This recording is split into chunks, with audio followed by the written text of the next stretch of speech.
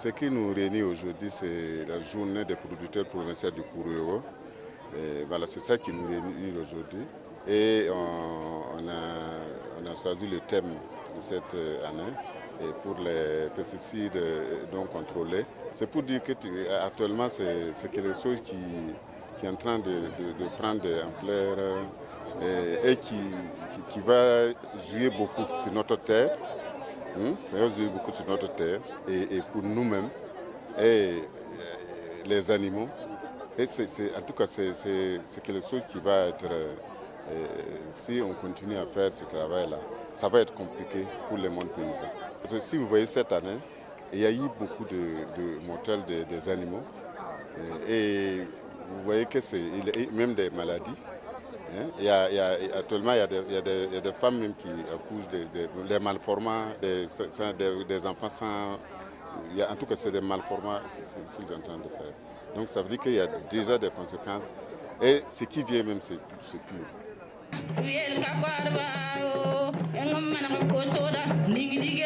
Les objectifs, en fait, c'est pour que les producteurs puissent montrer leurs produits et puis pouvoir vendre et puis tisser les relations entre producteurs et entre acheteurs.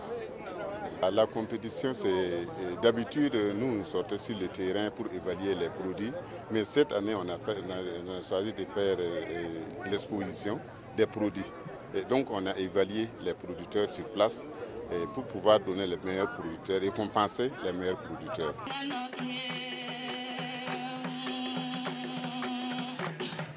J'ai accepté d'abord de parrainer cette cérémonie qui est à sa 11e édition, compte tenu de son importance. Vous savez que la pauvreté et la misère se combattent à la base. Et comme vous le savez, la province du Kourouéo fait partie des dernières provinces en matière de développement, bien sûr. Et nous, en tant que chambre de commerce, nous sommes là où il y a le combat contre la misère, où il y a le combat contre le sous-développement. Et la chambre de commerce au niveau du plateau central a aussi à son sein une nouvelle association qu'on appelle Plateforme Initiative Plateau Central, qui est, si vous voulez, une association qui doit soutenir les populations vulnérables pour pouvoir les aider à pouvoir décoller économiquement.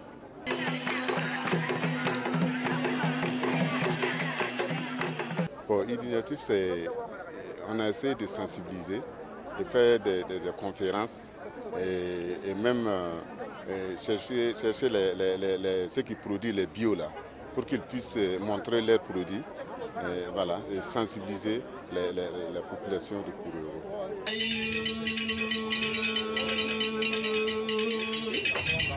Je suis d'autant plus satisfait que j'ai vu que les points qui ont été attribués aux différents producteurs sont de bons points, qu'il y a une réussite, non seulement en termes de production, mais également en termes de transformation. Et c'est assez important.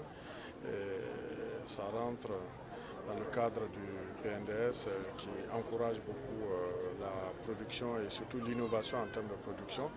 Et l'innovation, on peut dire, c'est au cœur de cette exposition, de cette cérémonie que nous avons eue et du Kourouéo, puisque on nous a présenté des tubercules d'igname produites à Niou, donc dans la province du Kourouéo ici.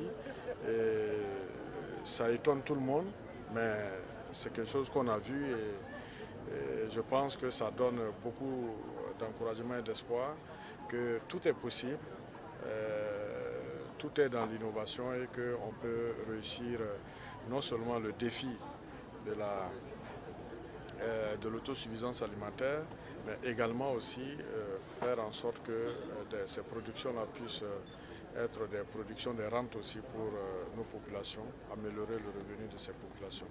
Donc je voudrais féliciter les producteurs, je voudrais féliciter l'association ATI Et je voudrais féliciter toutes les populations, tous ceux qui se sont mobilisés ici, le parrain, M. Amadou Sawadogo, la haut-commissaire et tout le monde pour l'organisation réussie de cette importante manifestation qui a drainé un grand monde. Pour les prochaines fois, et je voudrais déjà, pour l'encourager, que l'association, on va mettre à la disposition de l'association un petit appui pour encourager cette association.